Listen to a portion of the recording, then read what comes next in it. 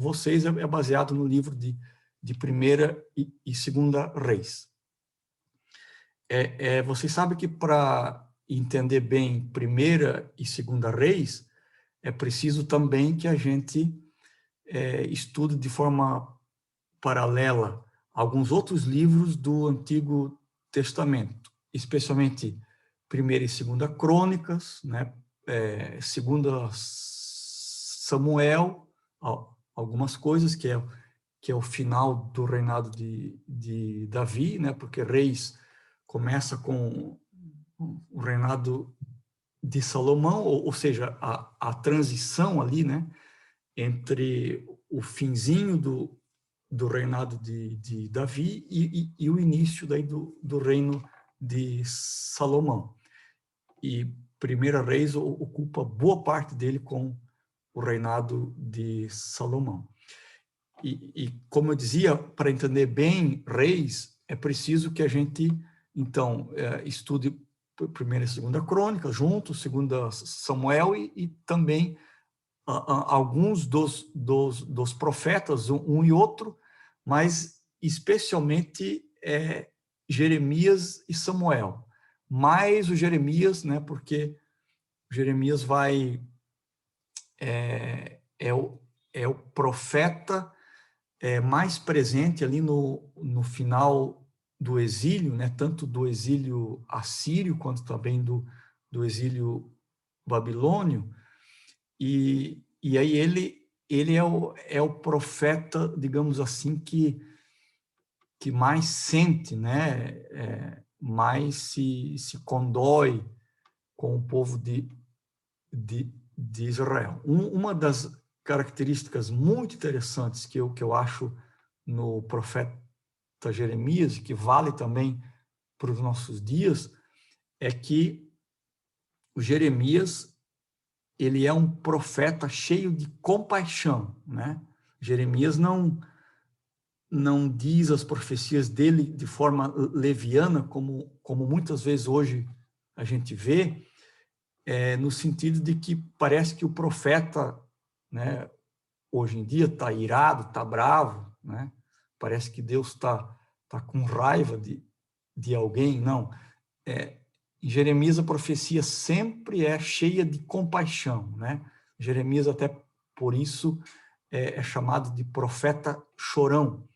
E eu creio que isso nos ensina muitas coisas para os nossos dias, no sentido de que nós que ensinamos a palavra de Deus, e talvez, né, também tenhamos esse ofício profético, né, porque os que ensinam corretamente a palavra de Deus também acabam se tornando profetas, não no sentido do dom de profecia, né, que no final a gente ouve dizendo, assim diz o Senhor, mas profetas no sentido de que quando nós proclamamos a palavra de Deus com veracidade e justiça e amor, nós também acabamos nos tornando profetas, né? Então, é nesse sentido que o profeta Jeremias serve de um grande modelo para nós hoje, porque ele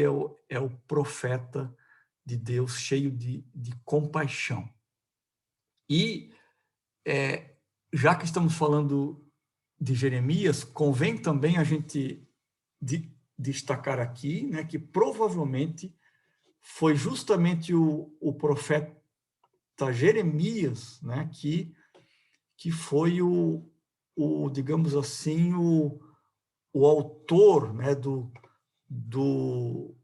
livro, os dois livros, né, que são Primeira e Segunda Reis, né? Provavelmente Jeremias escreveu Primeira e Segunda Reis quando ele estava no exílio, né? E no exílio ele então talvez ele já tivesse um rascunho pronto, mas é no exílio, né, que ele consegue então fazer digamos essa edição completa, né, de Primeira e Segunda Reis. Mas quando a gente afirma que Jeremias é o autor de Primeira e Segunda Reis, a gente também encontra um problema, né? Porque o livro de Reis encerra no reinado de Evil-Merodach, né? Que havia sido o sucessor do rei Nabucodonosor, provavelmente entre os anos 561 a 559, né? Isso está registrado lá em 2 Reis 25 e 27. Portanto, esse registro histórico, como eu dizia, é um problema quando se fala que Jeremias é o autor, porque esse registro histórico é posterior à morte de Jeremias, né? E aí nós temos aqui que admitir que provavelmente o livro de Reis ele foi ao menos editado nessa parte, ou algum escritor posterior, né, fez um acréscimo a esse livro. Provavelmente acredita-se que esse registro, né, que esse acréscimo a esse registro no livro de Reis tenha sido feito por Esdras, né? E Esdras provavelmente foi aí o revisor, né, desse livro. Então, a gente sabe, né, quem é o autor de Reis, que provavelmente foi o profeta Jeremias.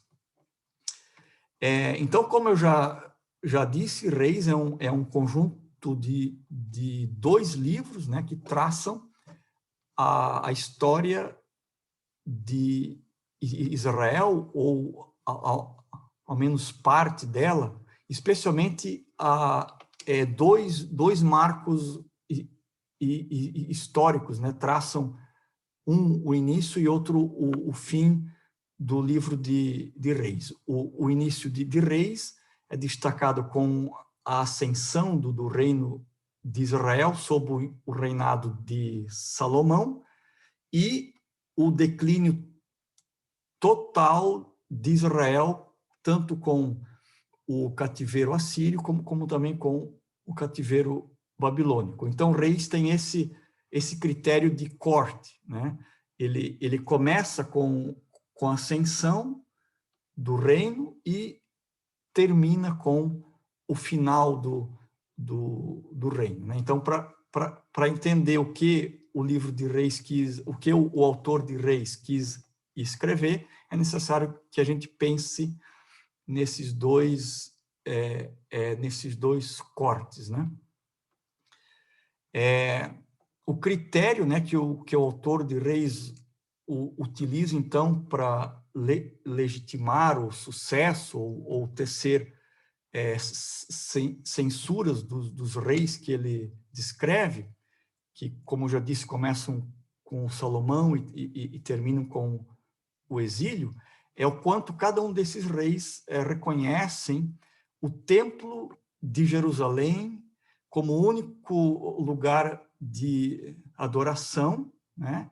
E reconhecem a Deus também como o único Deus a ser adorado. E fazem, então, nesse sentido, a opção de não adorar outros deuses e de conservarem, né, o sacrifício unicamente a Deus, né? Esse é o critério que o autor de Reis usa para dizer se determinado rei é bom ou é ruim. E ele também usa o critério, né, de dizer que os reis maus, eles seguem pelo caminho de Jeroboão, e os reis bons, eles seguem, então, pelo caminho de Davi. Agora, se percebe que a maioria dos reis citados nos dois livros, eles então são, digamos, são desclassificados dentro desses critérios que eu falei, porque eles seguem justamente o caminho de Jeroboão, né, que é um rei mau. E todos os reis do norte, sem exceção, são classificados, então, como reis maus, segundo o caminho de Jeroboão. Enquanto que alguns reis do sul se sobressaem, né, como sendo reis que, de fato, seguiram pelo o caminho de Davi. E nesse sentido, então, né, nós temos os reis elogiados no reino do sul. Nós temos dois que são elogiados sem restrições, que são Ezequias e Josias, né? E aí nós temos alguns que foram aprovados de maneira parcial, que são Asa, Josafá, Joás, Amazias, Azarias e Jotão, né? Esses aí foram, então, esses 6 reis, né, foram aprovados de maneira parcialmente positiva. Enquanto que todos os demais reis do Reino do Sul, eles recebem acusações por terem praticado o que era mal aos olhos do Senhor ou por terem andado no caminho de Jeroboão, né? Então, esse é o critério, né, que o autor de Reis usa para mostrar se determinado rei era bom, né, ou se determinado rei era mau. Agora, uma outra coisa interessante no livro de Reis, né, é que a principal medida de aprovação desses reis era o quanto eles eram obedientes aos preceitos de Moisés. Por isso, a régua, digamos assim, que o autor de Reis traça, né, para fazer a medição se um rei era bom ou era ruim, como eu já falei, é Davi e Jeroboão, mas, teoricamente, essa medida é feita a partir do livro bíblico escrito por Moisés, que é Deuteronômio, né? Por isso, alguns autores vão dizer que Reis, né, que o autor de Reis é um autor deuteronomista, né, porque ele segue aquilo que está dito em Deuteronômio, especialmente em 28 e 15, é onde diz assim: se, porém, não ouvirdes a voz do Senhor teu Deus, se não cuidares em cumprir todos os seus mandamentos e os estatutos que eu hoje te ordeno, virão sobre ti todas as maldições e te alcançarão. Então, essa, digamos assim, é a régua teórica que o autor de Reis usa para dizer se a nação está indo bem ou se determinado rei está indo bem. E a teologia que é professada por Reis, né, é uma teologia prioritariamente meritória, né?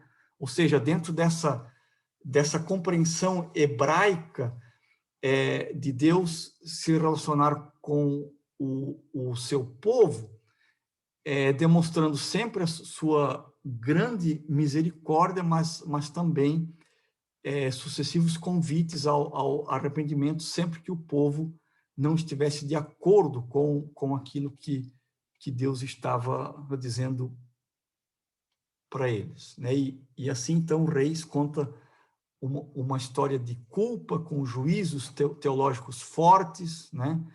E sempre muito enfático, assim, né? O autor de Reis é sempre muito enfático quanto à obediência, à necessidade do rei e do povo obedecerem a Deus e serem fiéis àquilo que Deus disse. Que muitos relatos históricos ficaram de fora do livro de Reis, porque Reis ele conta uma história aí de 400 anos, né? Então é muitíssimo tempo, né?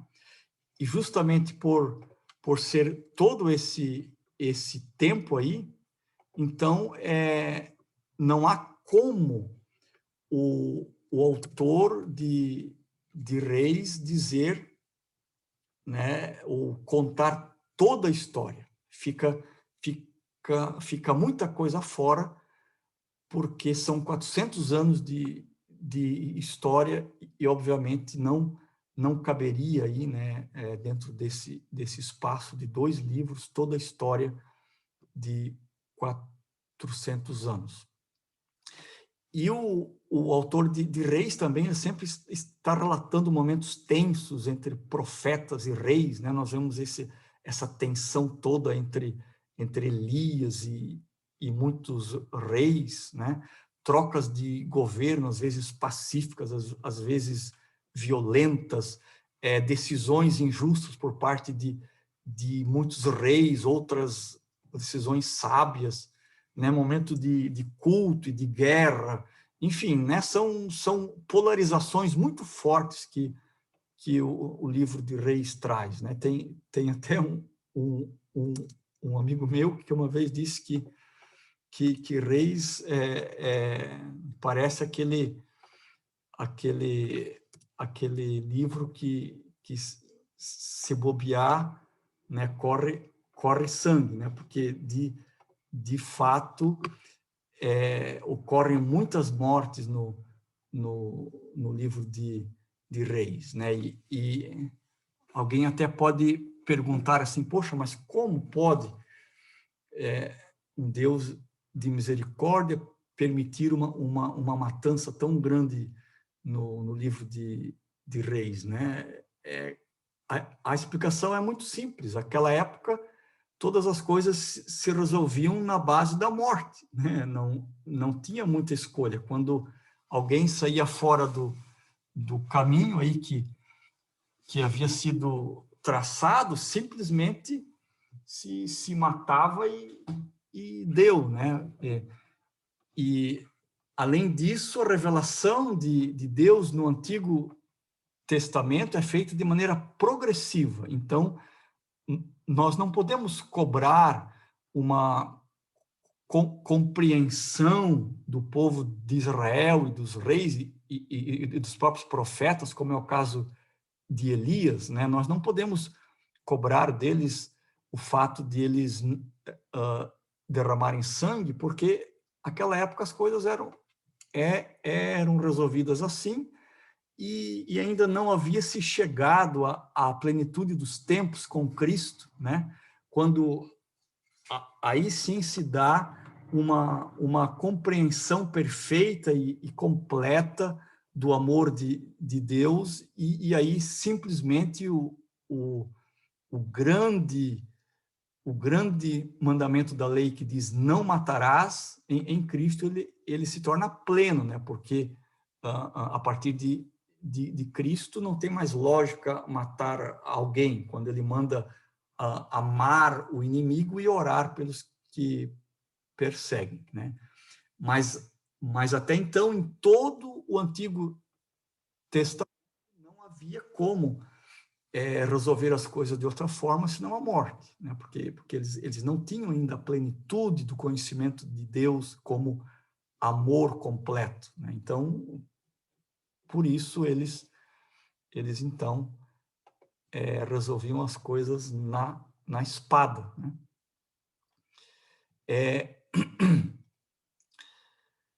Nós temos que também ver, né, que o tema central de Reis gira em torno da justiça de Jeová e a fidelidade que ele tinha com a sua palavra, que sempre enviou profetas e advertências ao povo e tal, né, e sempre esteve pronto a perdoar, sempre um Deus cheio de misericórdia, né? Um Deus cheio de amor, embora a história de Reis acabe de uma maneira muito triste, né? Por causa do cativeiro, mas a gente vê que Deus deu N oportunidades ao seu povo, Deus enviou muitos profetas, Deus esteve sempre presente, dando novas chances ao povo, né? Sempre falando com muito amor, e Deus foi tão extraordinário na demonstração de amor para com Israel, né? E eles tinham uma dificuldade imensa de compreender isso, mas Deus fez isso de uma forma tão sublime que ele viu que as palavras que os profetas estavam usando não eram suficientes para dar conta disso, né? Então, o que Deus faz? Deus envia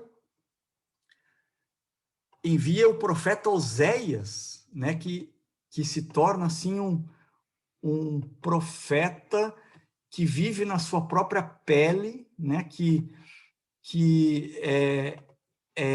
assume, encarna na prática o amor de Deus de uma tal forma que ele leva isso às últimas consequências, casando com uma prostituta que representa a infidelidade de Israel para com Deus, e casando com essa prostituta, ele tem filhos, mas essa prostituta várias vezes volta para os seus amantes, ela corre atrás dos seus amantes e larga Oséias muitas vezes, e Oséias sempre de novo corre atrás dela, né?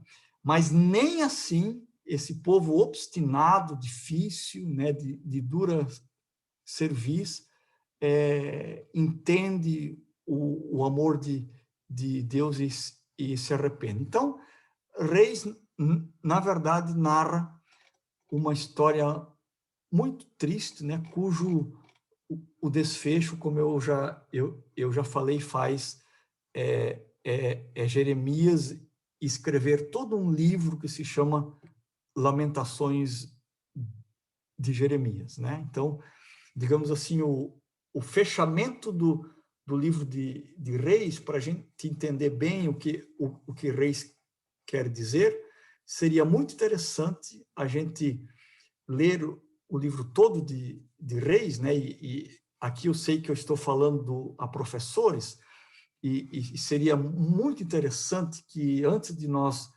começarmos a ministrar a lição de Escola Dominical de Reis, a gente lesse também todo o livro de Primeira e Segunda Reis, e no final a gente lesse Lamentações de Jeremias. Assim a gente teria assim um panorama, né, do que realmente esteve no coração do profeta quando ele narra toda essa história, e como ele depois ele enxerga, né, o final disso, e como ele olha para Deus, como, apesar de toda a miséria, né, de toda a pobreza, de toda a morte, destruição, né, o monturo que ele vê, o templo queimado, Jerusalém em total ruína, mas como, apesar disso, e apesar dele estar em terra estrangeira,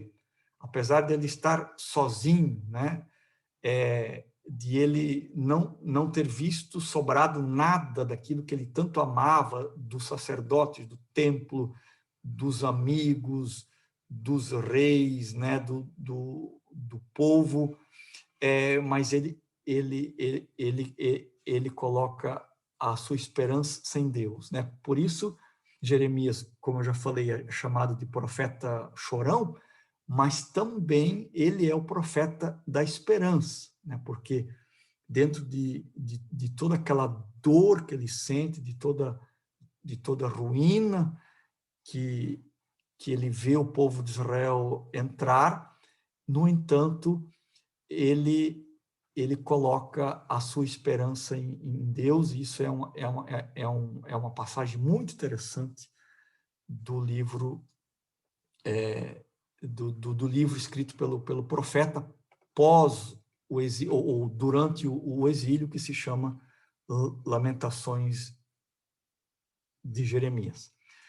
Bom, como vocês viram, né, eu aqui dei um panorama grande sobre o livro de Reis, e aí nós temos 13 lições, né, nesse trimestre aí. É óbvio que nessa hora que nós vamos estar aqui com vocês, a gente não vai ter tempo assim de falar sobre tudo, né, mas eu vou dar umas pinceladas rápidas aqui, e depois no final eu acho que o pastor André vai abrir para perguntas, e aí a gente pode, talvez, afinar algumas coisas que porventura ficaram para trás aí, né? Bom, a primeira lição, então, como já me referi antes, é sobre o reinado de Salomão, né? O seu nome significa paz em hebraico, e ele assume o trono após inúmeras rebeliões, né? Como Davi estava velho, ele não conseguiu mais dar conta de todas as demandas do reino, e ele teve que delegar muitas coisas, e nisso, então, né, surgiram muitas conspirações, os seus generais brigando entre si, especialmente os seus filhos, né? Os seus filhos, assim, foi a família de Davi. Eu acho que é uma das famílias mais tristes da Bíblia, porque acontecem tantas tragédias, né? Tanta coisa ruim, que a gente que é pai, né? A gente tenta imaginar toda essa dor do coração de Davi ao ver todos esses estragos que ocorrem na família dele. Alguns desses estragos são consequência natural, digamos assim, da maldade no coração dos seus filhos, mas alguns também são por negligência de Davi. Acredita-se que Davi tenha tido aproximadamente 50 filhos, né? E talvez tenha tido 17 mulheres entre as oficiais e as concubinas, né? Então ele tinha um harém, né? Esse harém fica assim muito evidente quando Absalão assume o trono, né? Naquele golpe de estado que Absalão dá. A gente percebe a quantidade de mulheres que Davi tinha e como era difícil administrar isso, né? Imagina, nós hoje, graças a Deus, em pleno século XX, temos uma mulher, né? E isso é bênção de Deus que a gente tenha apenas uma. Imagine Davi administrando toda aquela ciumeira, né? Aquele jogo de interesses, não só dos generais que ele tinha, né?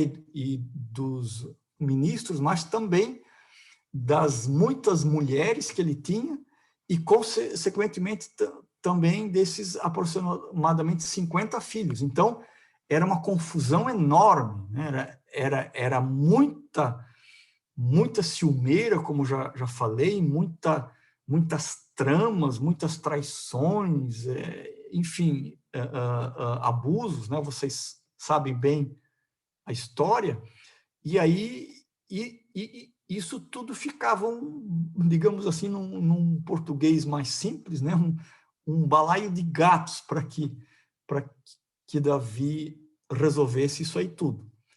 E aí, nessa disputa de poder, surge a figura de Salomão, né?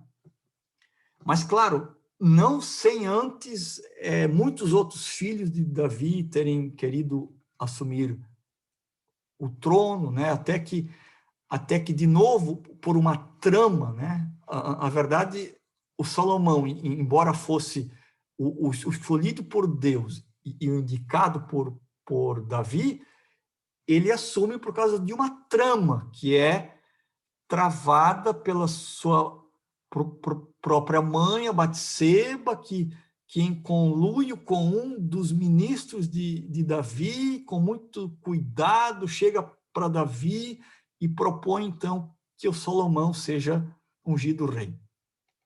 Agora, uma coisa que eu acho muito interessante, assim, na coroação de Salomão, é que a indicação e a escolha de Salomão por Deus, apesar dessas tramas humanas, né, quase que diabólicas até, mas o Salomão era a vontade de Deus. Claro, de um jeito ou de outro, ele assumiria o trono.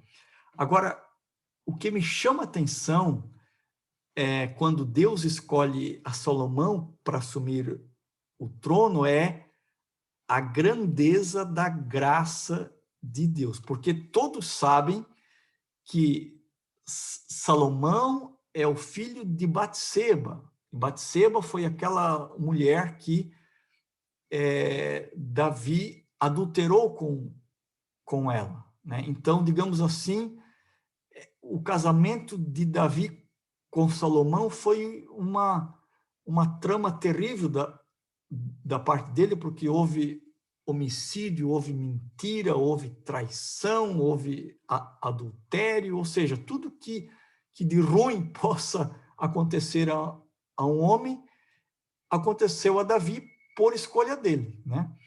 E isso se tornou um pecado grave diante de Deus, como vocês sabem, a consequência disso, da morte do filho e tal.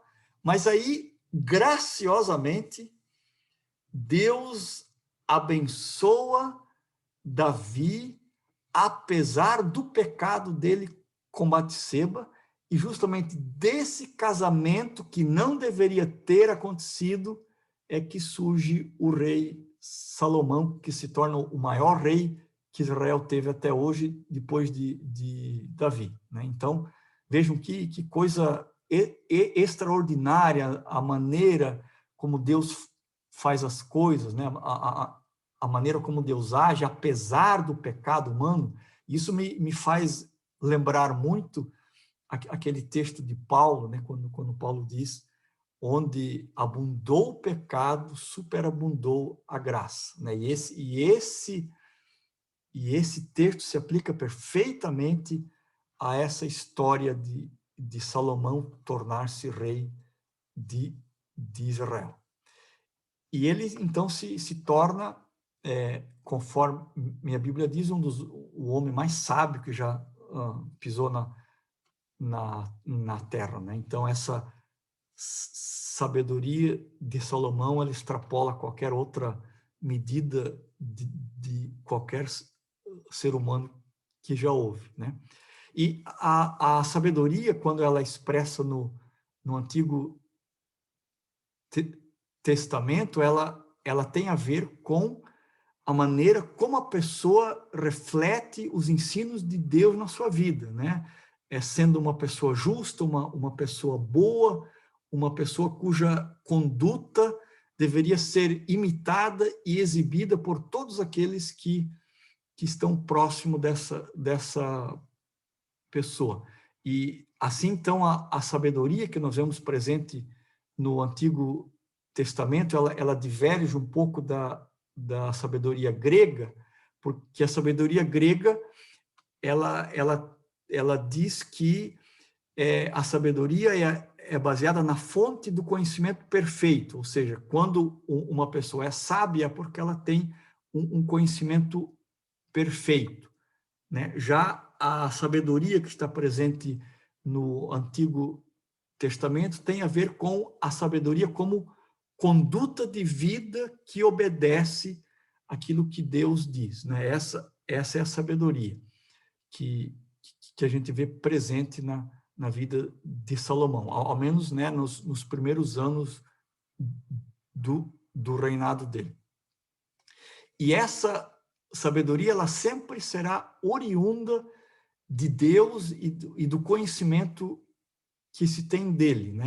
E do relacionamento que se tem com ele. Então, quanto mais relacionamento se tem com Deus, nesse sentido da sabedoria do Antigo Testamento, mais próximo, né? Ou mais sabedoria a gente tem baseada nessa proximidade com Deus que o Antigo Testamento mostra, né? Então, a sabedoria aqui é uma dádiva de Deus àqueles que se relacionam com Ele de uma maneira muito próxima. Então, o conhecimento de Deus, baseado no relacionamento com Ele, é que no Antigo Testamento vai trazer a sabedoria, né? E o conhecimento aqui vem de uma palavra hebraica chamada yada, né? Que significa uma certa familiaridade com alguém e é usada também para relacionamentos íntimos e sexuais com alguém no Antigo Testamento. E tem a ver também com o relacionamento que as pessoas têm com a divindade, né? E aqui no caso com Deus, óbvio. Então vejam como essa palavra, quando o Antigo Testamento fala em conhecimento de Deus, veja como essa expressão é profunda, né? Ela é comparada a esses relacionamentos muito íntimos que uma pessoa pode ter com outra, né? E nesse sentido também se refere, claro, à sabedoria que Salomão teve com Deus e especialmente porque Salomão tinha esse relacionamento profundo com Deus, né? E a gente vê isso muito próximo da vida de Salomão, quando ele tem aquele sonho em que Deus aparece para ele e ele ora em sonhos, né?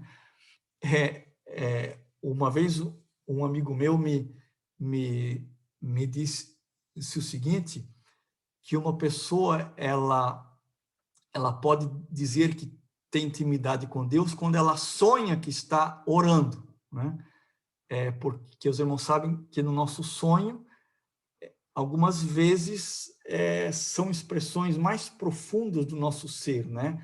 O sonho é aquilo que está presente no nosso subjetivo, no nosso inconsciente, aquilo que não é palpável em nós. Aí essa pessoa diz que quando a gente sonha que está orando, isso mostra que a gente tem uma intimidade muito grande com Deus. Eu não sei até que ponto que isso é verdadeiro, mas enfim, né? Estou aqui usando essa expressão que o meu amigo disse. E aí nessa oração que Salomão faz com Deus, né? Ele pede a sabedoria, ele reconhece a soberania e a grandeza de Deus sobre a vida dele, ele reconhece a sua fraqueza, ele reconhece que o povo não era dele, nem a coroa sobre a sua cabeça, mas tanto o povo quanto a coroa eram de Deus, e que o pedido que ele faz, né, vai de encontro com aquilo que Deus quer. A oração que Salomão faz agrada a Deus, e por causa disso, então, Deus lhe concede o que ele pede. Ou seja, a gente vê que antes de Deus dar a sabedoria a Salomão,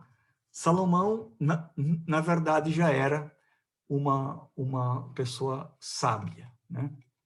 Ok, apenas uma pincelada rápida aí sobre a lição 1. Aí nós temos a lição 2, que é quando o reino de Israel se divide, né? O Roboão é o filho de Salomão, que deveria ser o legítimo rei. mas dada a pesada carga de impostos que Salomão havia colocado sobre o povo para construir o templo e o seu castelo, né? Ele teve que ter uma pesada carga de impostos, e isso desagrada o povo.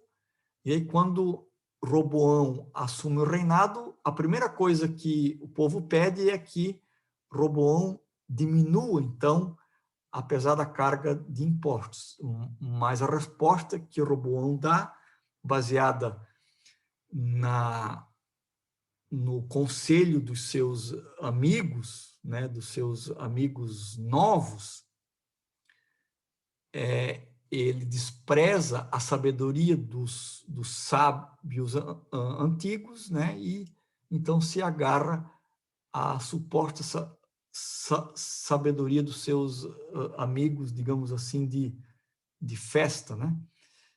E os amigos dele dizem, não, você precisa dobrar, né, a aposta. Se o teu pai cobrou muitos impostos, você deve dizer que vai cobrar mais. Isso então, ocasiona a ruptura, né, ou a divisão do reino entre o reino do norte, composto por Israel, cujo rei, então, se torna Jeroboão, porque ele usurpa, então, parte do reinado, e o reino do sul, que composto pelas tribos de Judá e Benjamim, cuja capital é Jerusalém, passa então a ser reinado por Roboão, né?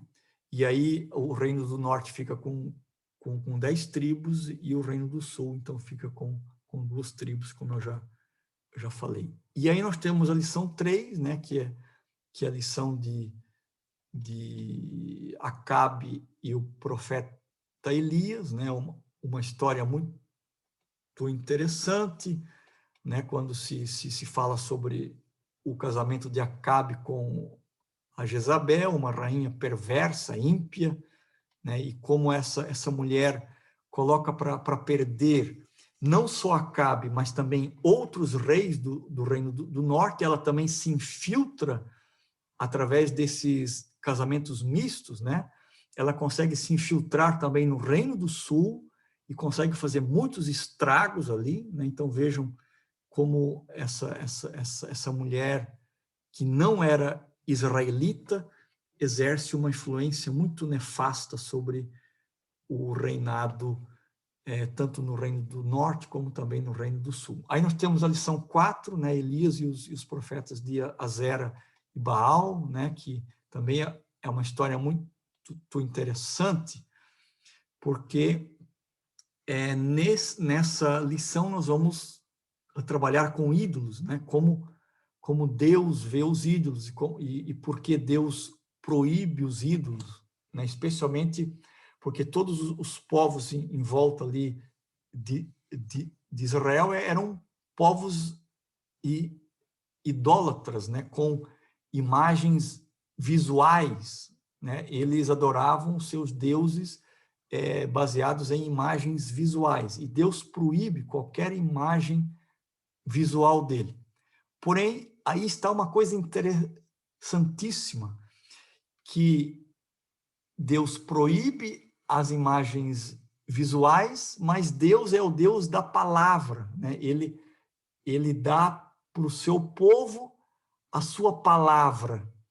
E a única, digamos assim, a única imagem, embora abstrata, né, e subjetiva, que deveria conduzir o povo de Israel a Deus, seria então a sua palavra.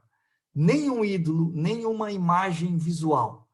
Apenas a sua palavra, então, seria suficiente para conduzir o seu povo para ele. Então, aqui os irmãos veem um contraste muito grande, né, entre os falsos deuses, que precisam de imagens visuais, e o Deus verdadeiro, cujo caminho para ele é apontado pela palavra dele, né? Por isso, a importância da da palavra de Deus, tanto no Antigo quanto no Novo Testamento. Né? A palavra de Deus é a grande prioridade, é aquilo que de fato deve habitar o coração e a mente.